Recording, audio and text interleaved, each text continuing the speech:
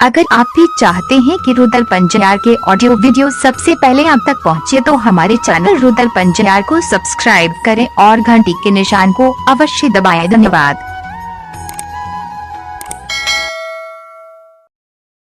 अपने सबके बीच है संक्षेप में राजा चंद्रबली चैया सत्यवादी धर्मात्मा के प्रसंग अपने सबके बीच सुना रहलो। ये शांति से अपने सब ध्यान से सुनबे। जे सार वस्तु हेते ओकरा ग्रहण करबे और जे असार हेते ओकरा बच्चा समझ के दान कह देवे। बाबू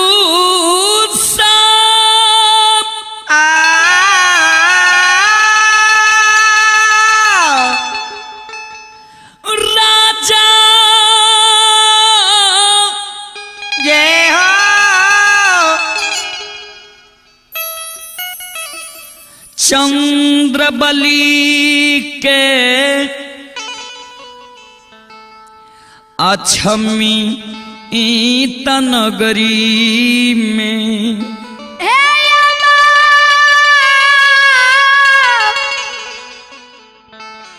बाबू भैया राजा के कोई चीज की कमी अछवित नगरी में नहीं रहे। हाथी हत्सार घोड़ा घुड़सार नौकर नौरी मुंशी देवान हीरा लाल जवाहर मोती धर्म के उद्गार से राजा व अछवित नगरी में पोखर पाटन सरकार देने रहे। लेकिन एक गो चीज की कमी राजा रानी के रहे। जे एक चीज के कमी के कारण हर एक इंसान के कलंक के भागी बने पड़े है। एक पुत्र पुत्री के कारण वो अछमित नगर में बाबूजी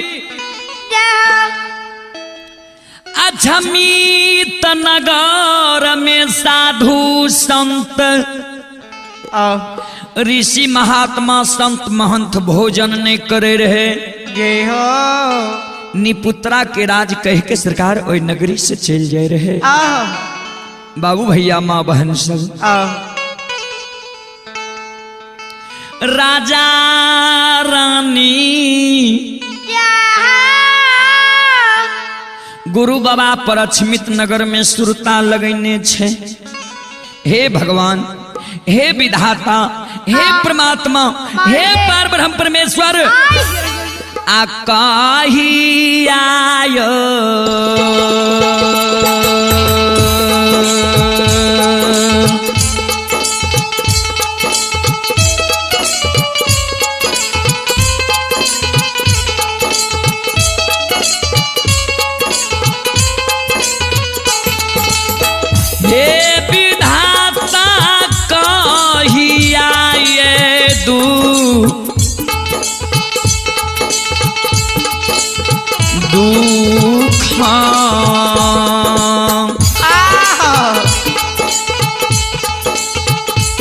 हे हर बैया ठाकुर जी बाबा दुनिया ये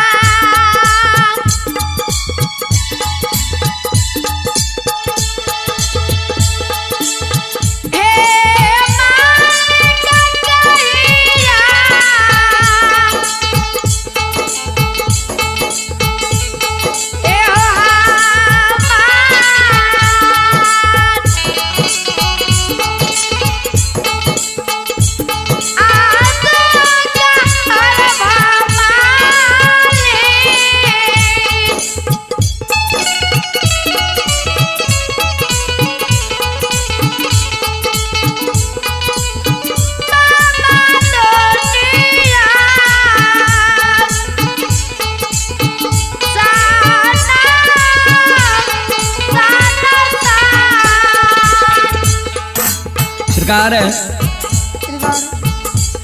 आए देखियो राजा रानी दोनों प्राणी लाल सेज पलंग पर सुतल रहे। धर्मराज बाबा राजा रानी दोनों प्राणी के सरकार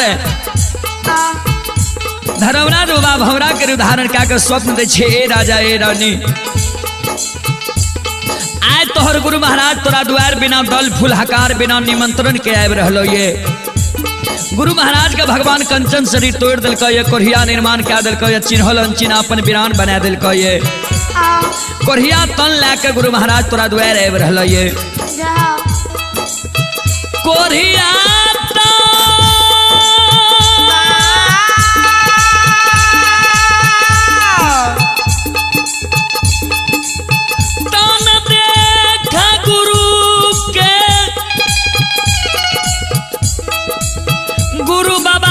अपमान तू करबा ए राजा ए रानी कोरिया तन देख के जो गुरु महाराज के तू अपमान करबो राजा रानी आये जाना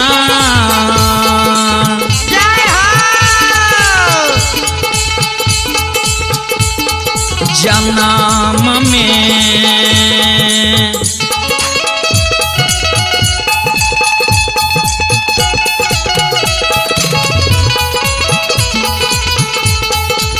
ए धर्म तमाया ही जन्म में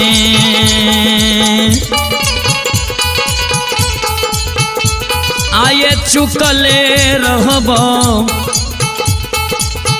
राजा ये होता हूँ या छमी तो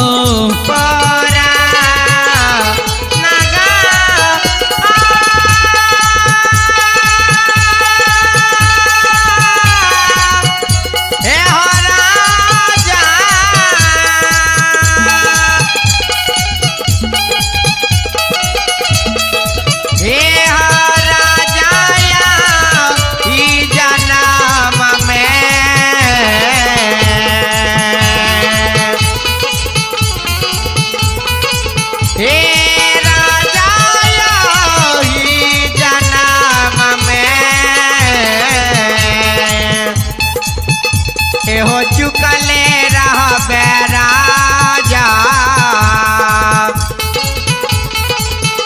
एहो रहबे दुनिया हो साना संसार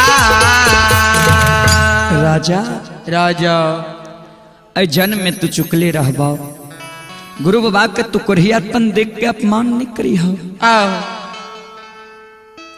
रानी के नींद टूटई छई ये हो रानी राजा के जगावे छे पतिदेव स्वामी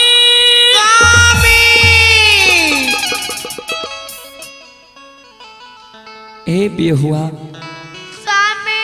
आज स्वप्न में देख लिए गुरु महाराज अपन फरियाद ले ले अपना अछमित नगर आब रहे गुरु बाबा के कोरिया शरीर छे मालिक के कोल करार पुरे ले गुरु महाराज के दिली जा रहे ये थेगनी के आँच ला के आब रहे ये गुरु महाराज के तरबा घाव तरहत घाव छे राजा जब राजा के नींद टूटे छे राजा रानी के शब्द सुने छे राजा कल के हे प्यारी हे प्राण प्रिय हम हूँ इतने शब्द सुन लो ये हम हूँ इतने शब्द स्वप्न में देख लो ये गुरु महाराज अपना द्वार आब रहे अपन फरियाद भे जेते रानी अपना अपना से घर भवन के साफ करे छे ढोरे छे आय गुरु महाराज हमरा द्वार थीन जय हो बाबूजी खन राजा रानी दोनों प्राणी उच्च भवन पर चढ़ के गुरु महाराज के बटिया ही आवे छे। जे गुरु महाराज के ओहि रूप में गोरसार से आवे देखलिए। बात सही छे कि स्वप्न झूठ भै जेते। श्रोता भगवान बाबू भैया सब आय भगवान के कृपा राजा पर भै रहले ये। ठेगनी के जय हो आज से गुरु बाबा राजा के द्वार जा रहले ये। गुरु बाबा गोरसार जब पहुंचे छे सरकार। श्रोता बाबू हमारी माँ बहन भूख प्यास के कारण गुरुदेव ज्योति बाबा जब गोरसार पहुंचे छे राजा रानी दोनों प्राणी उच्च भवन पर सरकार उच्च भवन से जे देखे छे गुरु महाराज के जहा रूप में स्वप्न में देखलिए वह रूप में थेगनी के आस से आब रहले ये। बाबू भैया सब श्रोता भगवान राजा रानी दोनों प्राणी के वस्त्र के ठिकान नहीं रहले। राजा रानी दोनों प्राणी का ई नहीं रहले जे हम राजा छिए रानी छिए। राजा रानी जय हो के चप्पल जूती के ध्यान नहीं रहलई।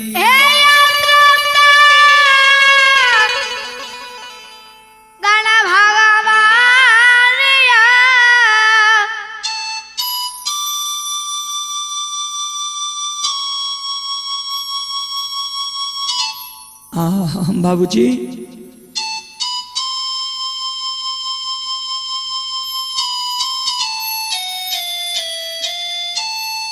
श्रोता भगवान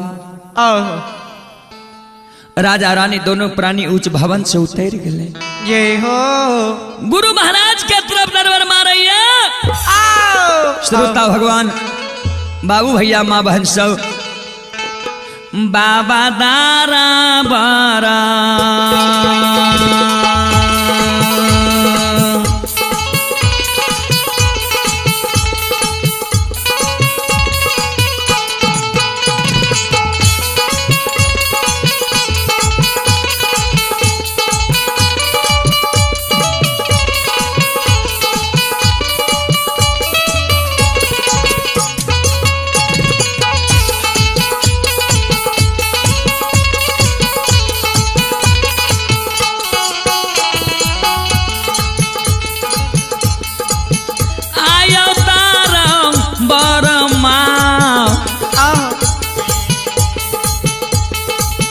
आये मारने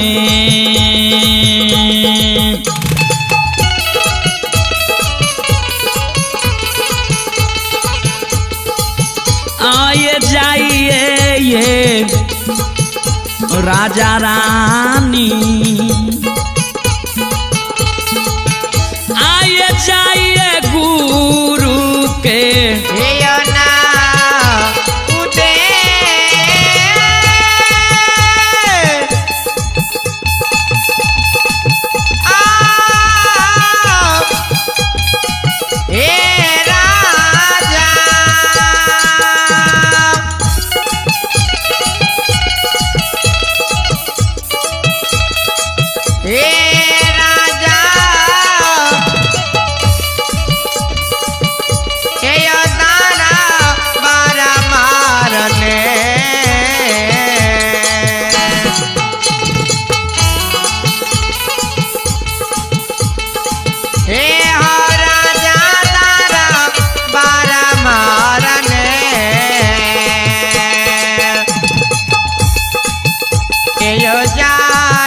राजा रानी जिया जिया हो तोहर कोकिल कंठ जिया जाया गुरु बाबा के ना जा नजदीक। सरकार गुरु बाबा के नजदीक जब राजा रानी पहुंचे छे राजा रानी के पीताम्बरी वस्त्र दोनों प्राणी गुरु बाबा के चरण में लटक जाए छे, गुरु बाबा के चरण में लेब लेब के दंडवत प्रणाम करे छे। राजा रानी के व्यवहार दे गुरु बाबा कहे छे, बाबू के छिया तू? ए हो हमारी तन देख के तो लोग भागे रास्ता छोड़ दे छे। आई विपत के बेर में बाबू तू के छिया, क्या चरण में गिरे छ? हमारा कोढ़िया शरीर भेलिए, हमारा कोढ़िया घो ये बाबू, हट के प्रणाम करो, प्रणाम करबो तो हट के करो। राजा रानी जय हो दोनों प्राणी खार बहा जाए छे। गुरु ज्योति बाबा के शरीर से कहीं कहीं जे लहू चले रहे, कहीं कहीं पीब जे कोढ़िया घाव के रहे। राजा रानी पीताम्बरी वस्त्र से दोनों प्राणी लहू पीब के पोछे छे। बाबा हम एक अधम चंद्रबली छी, आई हमर धर्मात रानी पतिवार्ता चंद्रावती छिए। यहाँ के सेवक, यहाँ के दास, यहाँ के शिष्य। कल के हे राजा तोरे नाम सुन के तो हमें लिया ये क्या अन्याय करे छो। राजा पीताम्बरी वस्त्र से राजा तू लहू पीब के पोछे छो, कोढ़िया छुआछूत के बीमारी होई छे। ए राजा राजा ऐ कोढ़िया घाव के तू पीताम्बरी वस्त्र से किया राजा रानी तू पोछे छो। कल के बाबा यहाँ लिए ने लहू पीब छिए, हमरा लिए अमृत छिए। श्रोता भगवान, हमारी माँ बहन बाबू भैया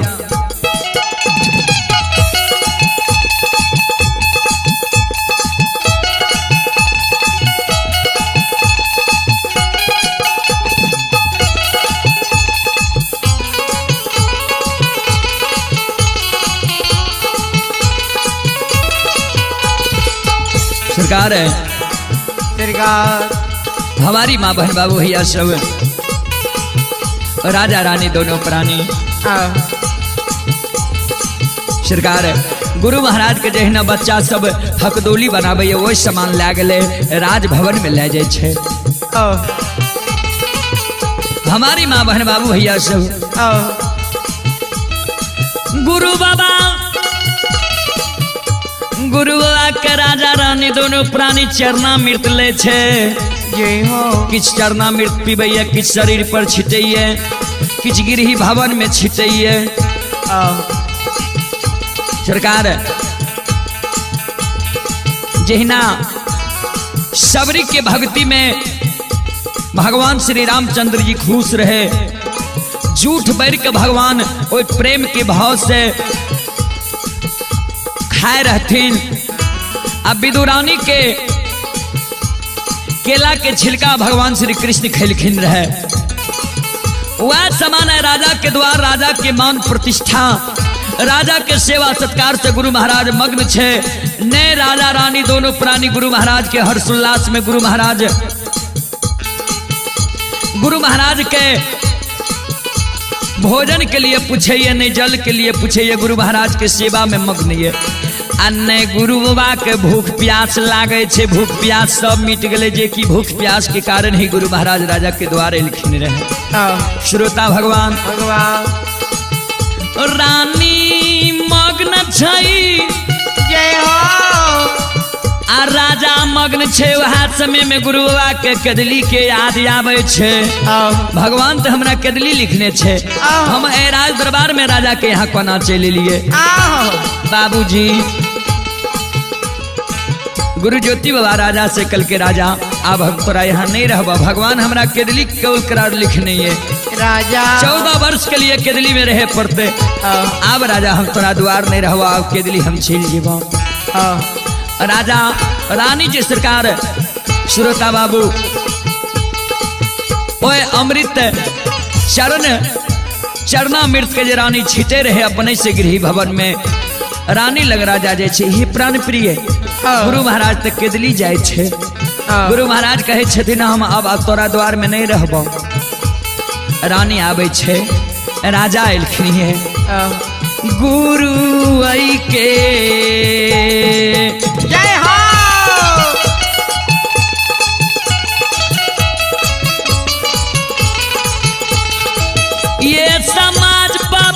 गुरु ऐ चारा चाराना में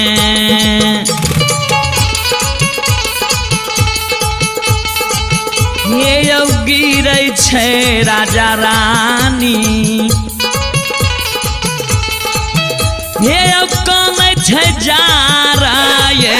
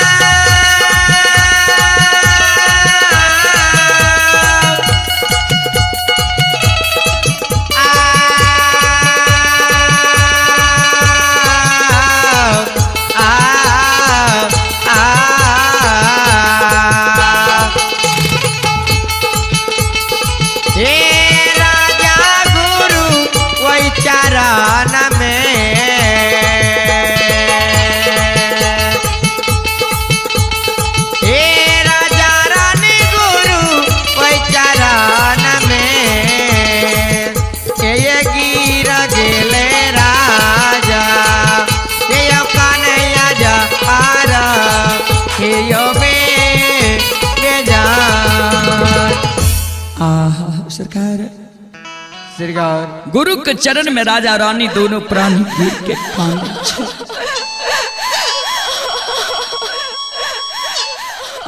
सरकार गुरु वाकल के रानी क्या काने छ रानी राजा क्या काने छ राजा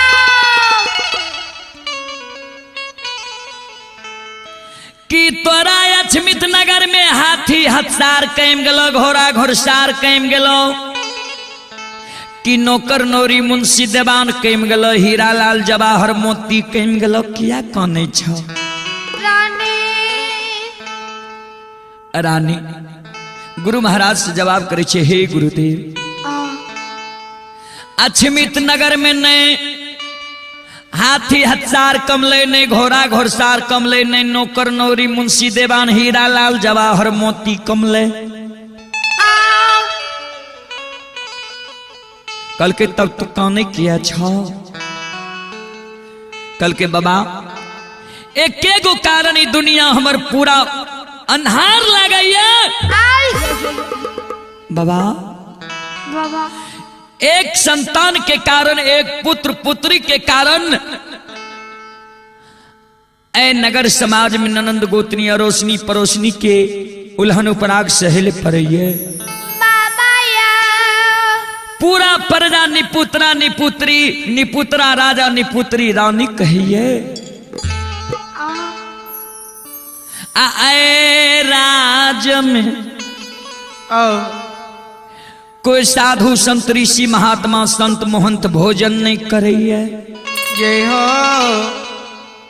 बाबा एक संतान के कारण हम पुत्रहीन छी संतानहीन छी गुरु बाबा कल के राजा रानी अभी जे तू दोनों प्राणी काने छ अभी तो हम अपने विपतल छिए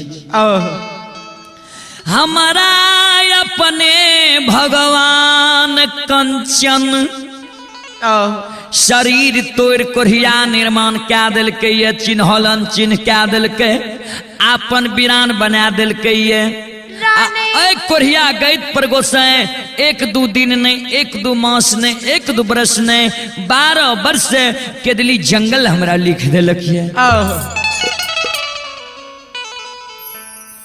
ऐसे में मैं तुझे काने छ हमरा से की हेता रानी ए राजा राजा कबीर बाबा कहलखिनिए इतते अंधा जात है उतते अंधा आत अंधा को अंधा मिला मार्ग कौन बातात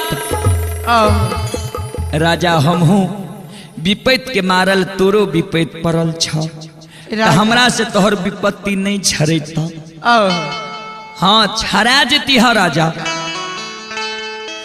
जय समय में समय में भगवान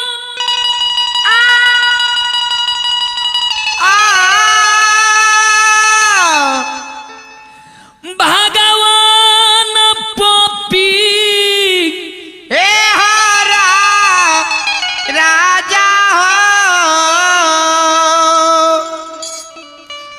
पोपी नगरी में भगवान हमरा पर सहाय सन्मुख रहे। राजा राजा पोपी नगरी हो गहवर में हमरा मुखार वृंद द्वारा अंधा के आंख कोढ़िया के काया बांझी मरोछनी के कोख में संतान दे रही है। राजा जे कानल अर्दसिया आवे रहे कुरा हंसा के हम पोपी नगरी से भेजे रही है। हो राजा राजा आज तू एक पुत्र के कारण काने छा ओस समय में तू कहाँ गेल रे कहाँ तोहर सुरता रह ओस समय में जाऊं तू राजा पोपीपुर जाके डाली लगा देती हो आ कहे भगवान के कृपा बह जेती है। पार ब्रह्म परमेश्वर ठाकुर जी बाबा धर्मराज के कृपा बह जेती है। राजा एक बेटा एक बेटी एक संतान के कारण ने तू अभी काने छा। राजा राजा ए धर्मात्मा ए सत्यवादी ओ समय में जो तू अती है भगवान सहाय भै जेती है तो हम तोरा वचन देती है। राजा ए राजा ओ समय में हम आइए के ये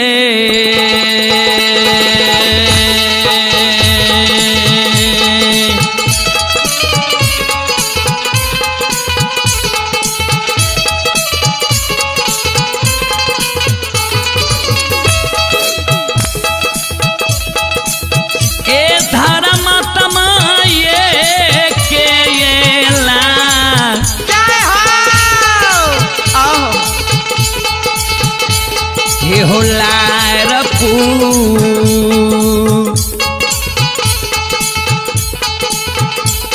पुरैन से हो सत्यवादी हे हो रानी के लेती हा 5 पुत्र हो जा जाना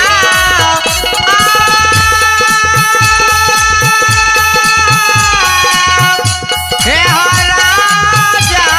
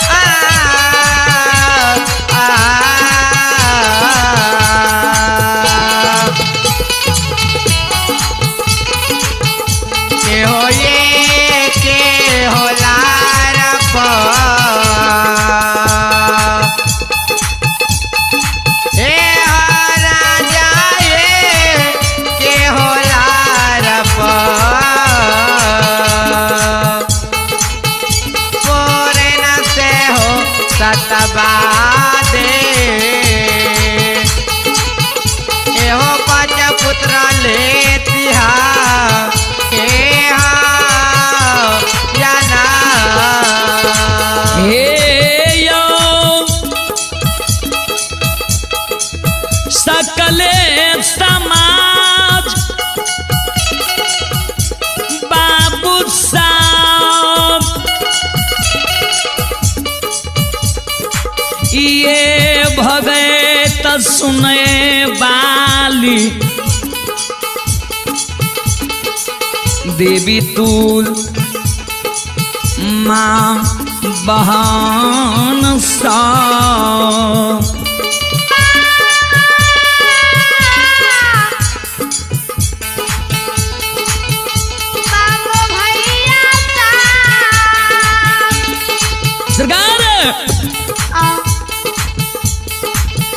गुरु बाबा के शब्द सुन के रानी पतिवार्ता आंचल में गांठ बांध लेल के ये आंचल में गांठ रानी पतिवार्ता बांध लेल के रानी के व्यवहार जब गुरु बाबा देखे छे कल के रानी किया ये विपैत के बेर में विपैत हमरा दे छौ रानी है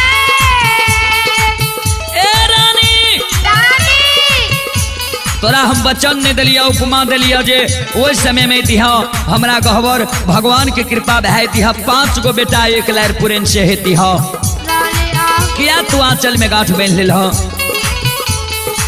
सरकार है श्रोता भगवान रानी कौन है गुरु बाबा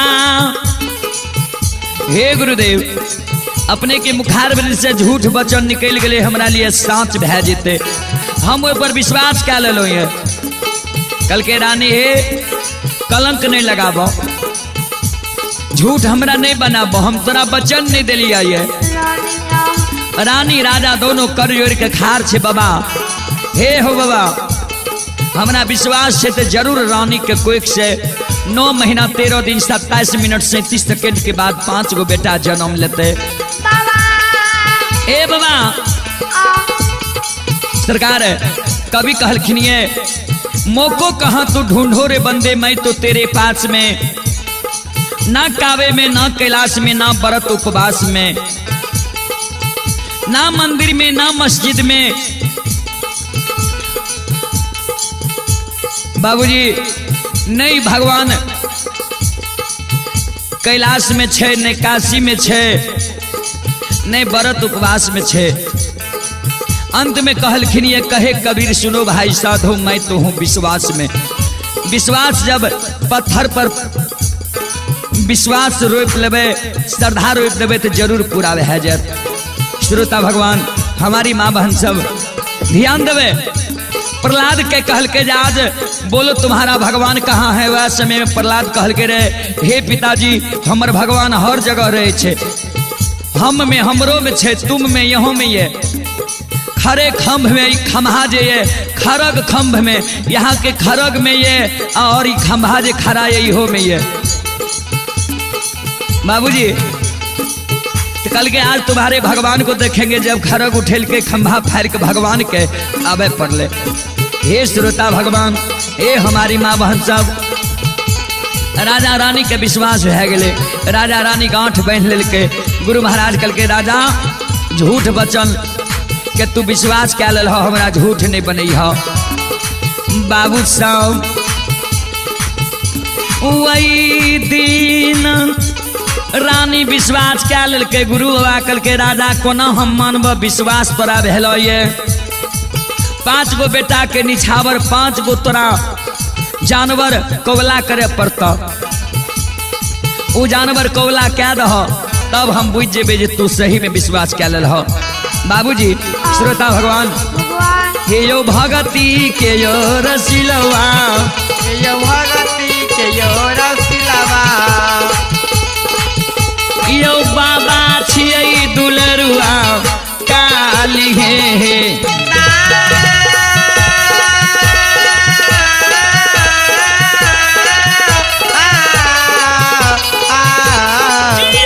यो भगती के यो रसिलवा यो भगती के यो रसिलवा यो बाबा छियै दुलरुआ काली हे भक्ति के बस में भगवान बसइए राजा कल के बाबा हाथी लेब दी कल के ने घोड़ा लेब दी कल के ने 5 गो बेटा के तुलिए झूठ रानी तोहर आंचल में गांठ बांध लेल का राजा 5 गो खसी सुंदर सुंदर लाबो हम ओकरा अपना हाथ से गला में रेशम धाग बांध दिए राजा चंद्रबली ये हो 5 बेटा बेटा के निछावर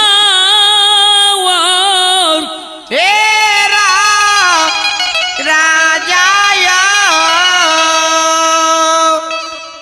खसी के गला में 5 गो खसी राजा लावे छे, 5 खसी के गला में गुरु महाराज खसी के गला में धर्म के टेक रेशम धाग बांध दे छे। आ गुरु बाबा अछमी तक के बाट धरई छै।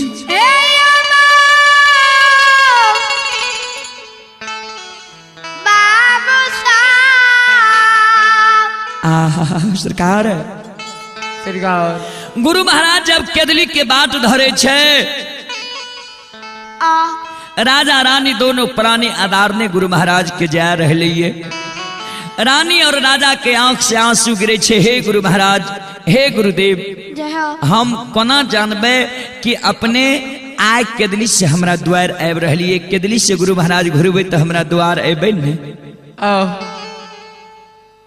कल के राजा जरूर एबा। राजा एगो बात सुन ला। जय दीन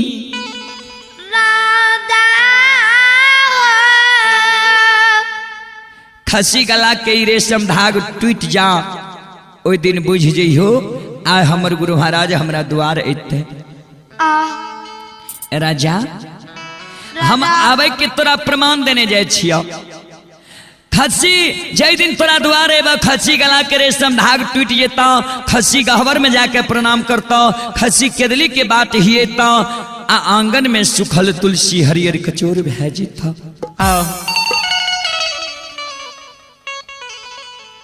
राजा ए धर्मात्मा एगो और बात सुन ले।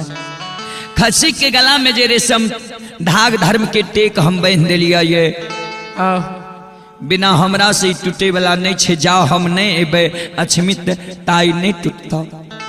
राजा हो हमरा अनुपस्थिति में हमरे रूप धारण क्या के जो कोई चल आवो आ खसी दान में मांगो, जा तक खसी के गला के रेशम धाग नहीं तोड़ो ता तक तू खसी दान में नहीं दिहो। राजा चाहे वो हमरे भेष में किया ना आबे। राजा उ गुस्सा में आब के तोरा बेटा के शराब दान धन लक्ष्मी के शराब दो। धीरज बन लीह। बेटा मर जेता, बेटा के नहीं आग में जलई हो, नहीं पानी में भसई हो, नहीं मिट्टी में दबई हो, दफनई हो। हम जब कहे दिना दोष केदली से चल एबो तो 5 बेटा के जिला देबो। राजा जे तोहर क्षति भेल रहता ओकरा हम पुरा देबो। श्रोता भगवान गुरु बाबा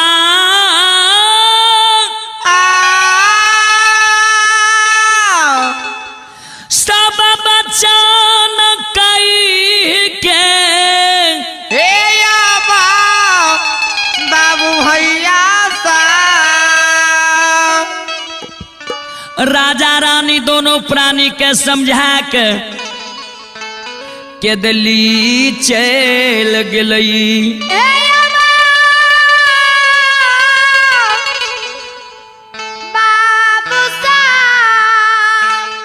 सरकार श्रोता बाबू, हमारी माँ बहन श्रोता भगवान, हे यो सुनो सुनो यो सुनो भैया सुनो बे,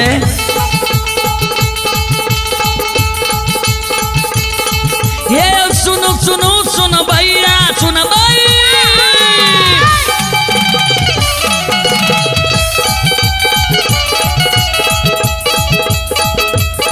हे सुनो सुनो सुनो भैया सुनो भाई, यो गवैया बज भैया सुनो भाई।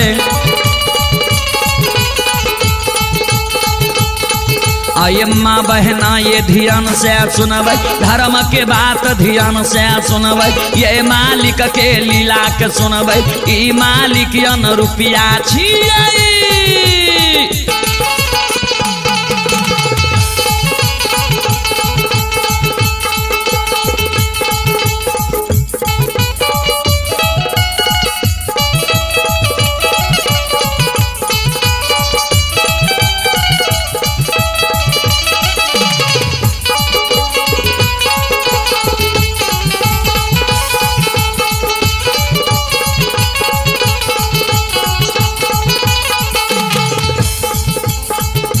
सरकार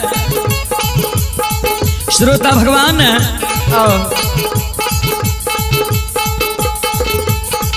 ये जो ई देवता के करो नहीं छिए के कर नहीं छिए सुन लियो जे एगो से बाबा पर अभिमान क्या ले छे जे एगो से हमर छिए ओकर एगो से नहीं छिए हे नहीं देवता भगता के छिए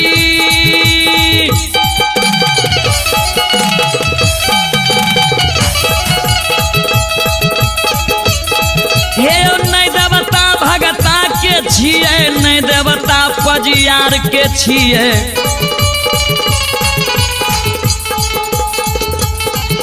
यो नहीं देवता ई गवैया के छिए नहीं देवता बजबैया के छिए नहीं देवता सुनबैया के छिए नहीं देवता मुखिया के छिए नहीं देवता सरपंच के छिए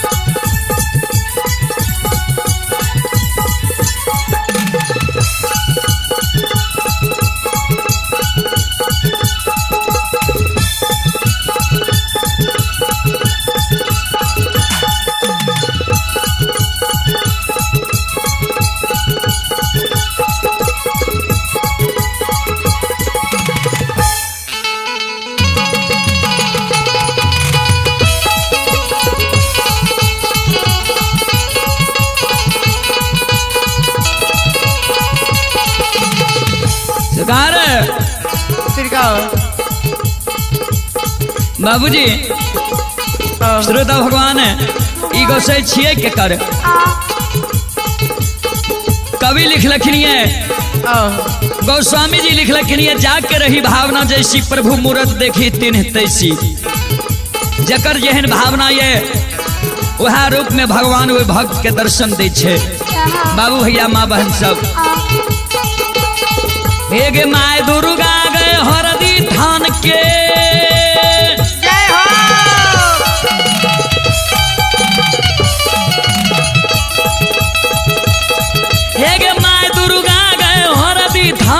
माय भगवती के मैना गाम के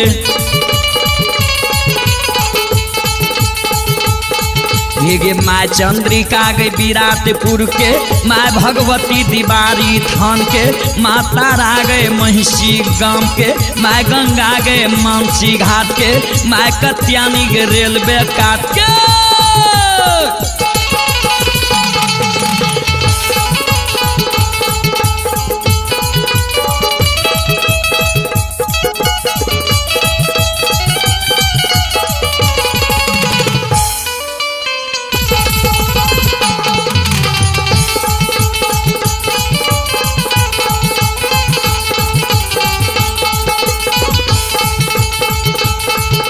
हो बाबा कुशेश्वर रोता थान के जय हो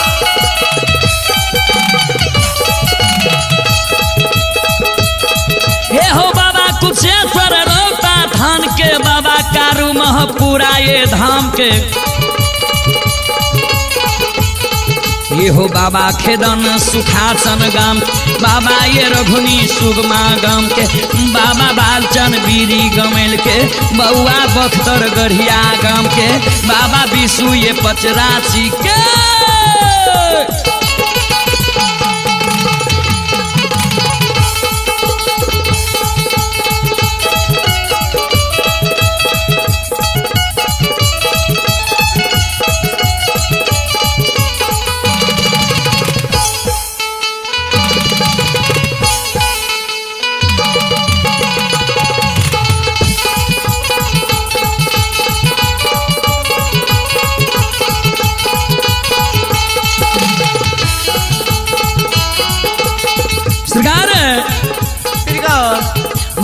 भैया माँ बहन सब, हे श्रोता भगवान सरकार गुरु बाबा के दिल्ली चल गया। रानी के अछमित नगर में 9 महीना गुरु बाबा के गेल अछमित से सरकार 9 महीना 13 दिन 27 मिनट 37 सेकेंड होइ छे। हे हो धर्म के लीला खिरिए गेल,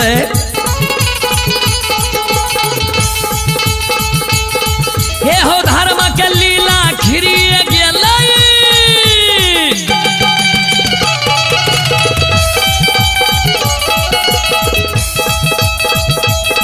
हे हो धर्म के लीला खिरिए गेल, अछमितपुर नगर में खिरल।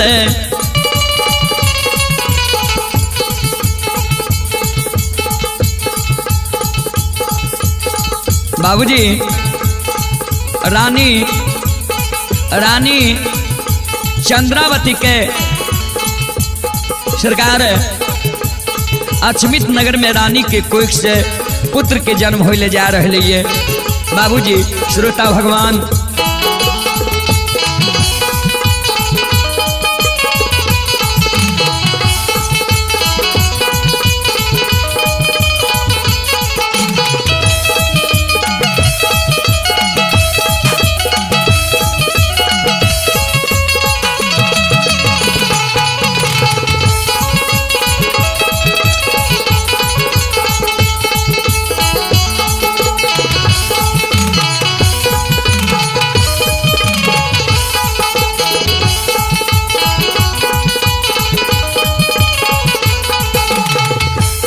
सरकार बाबू भैया माँ बहन सब, ए श्रोता भगवान रानी के गर्भ से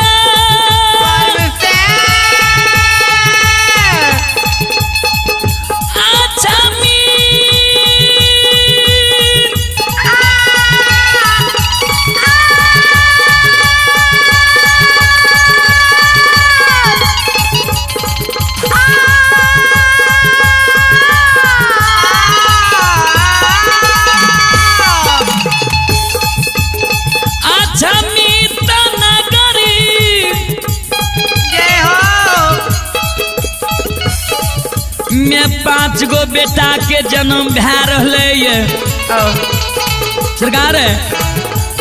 श्रोता बाबू हमारी माँ बहन सब 5 गो बेटा रानी के कोख से अछमित नगर में भेले। बड़का बेटा जब भेले पहली दासी आबे राजा के कहिए राजा साहब पुत्र रत्न के जन्म भेलिए एगो बेटा ये। राजा ओकरा गला के गिरमल हार दे दे छे। दोसर दासी आबे 2 गो बेटा भेलिए राजा साहब, फिर ओकरा राजा हीरा दिए दान में। एवं प्रकार से 5 बेटा के खबर अछमित नगर में जाए छे। बाबूजी हियो अछमितपुर खुशहाल भाई गेले, हे अछमितपुर खुशहाल भाई गेले। सुनो यो सुन भैया सुनियो, बिहार के माय बहिना ये सुनबे, मालिक के लीला ध्यान से सुनबे। बरबर लीला गोसाई रचल कई,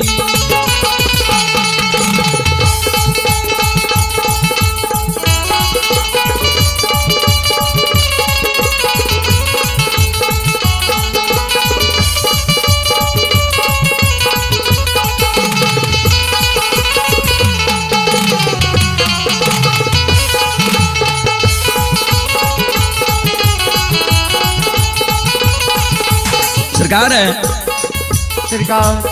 अभी आप लोग सुन रहे थे स्वर संगम स्टूडियो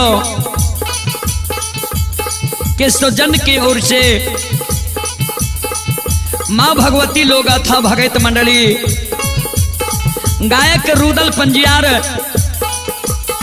व साथी के स्वर में राजा चंद्रबली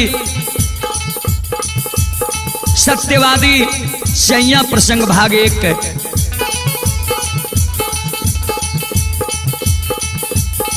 यहां से अगले कहानी मैं आप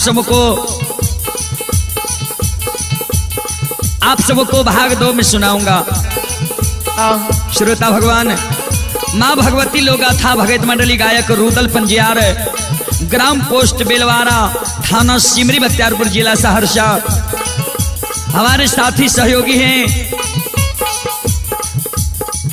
कोरस व गिटार पर पंकज कुमार प्रेमी, कोरस धर्मवीर कुमार धर्म, नाल पर संगत करने वाले रविंद्र यादव तेंगराहा सहरसा, झाल पर संगत करने वाले सुशील यादव तेंगराहा सहरसा,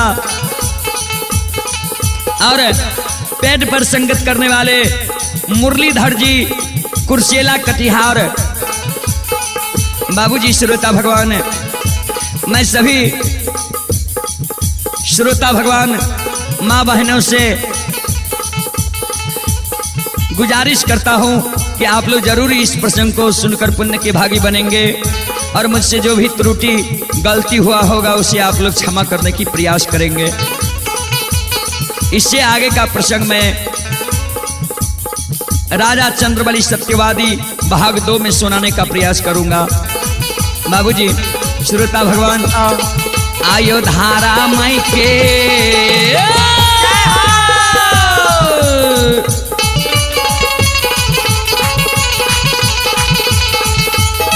हे यो बाबा धारा मई के ली आयो लीला,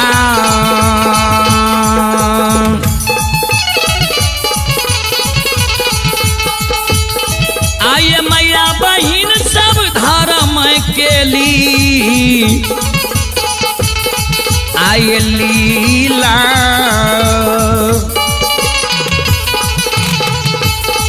ये कोई नहीं जाने बाबू सब,